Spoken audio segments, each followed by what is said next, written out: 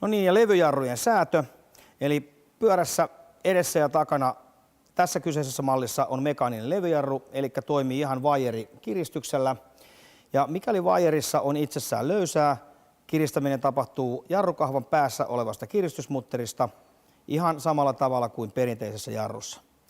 Itse jarrupalan säätö tapahtuu täältä jarrusylinterin takaa, joko myötä- tai vastapäivään kiertämällä saat jarrupaloja siirrettyä lähemmäksi tai kauemmaksi itse jarrulevystä.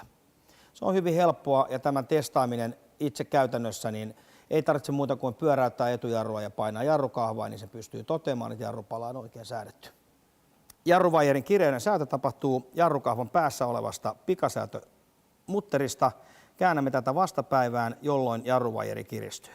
Tämän jälkeen, kun sopiva kireys on haettu ja kahva tuntuu mukavalta käteen, kiristämme itse kiristysmutterin ja näin jarrun säätö on valmis. Käytännössä se voidaan kokeilla näin, että rengas pyörii vapaasti ja jarrut toimivat moitteettomasti. Ja V-jarrujen säätö tapahtuu seuraavasti. Jarrulänkien perässä, mitkä tulee tänne itse jarrutappeihin, sijaitsee jousen säätöruuvi. Tässä tapauksessa nyt oikean puolen jarrupala on hieman ulompana kuin vasen, jolloin me säädämme tätä hieman löysemmälle, niin pala lähenee itse vannetta ja rupeaa ottaa tasan samanaikaisesti kiinni toisen puolen jarrupalan kanssa. Näitä voi tehdä molemmilta puolilta eri aikaan, jolloin saadaan se balanssi sitten löytymään oikein. Tämän jälkeen pitää muutaman kerran jarrukahvaa painaa reippaasti, jotta jarrujousi asettuu paikoilleen.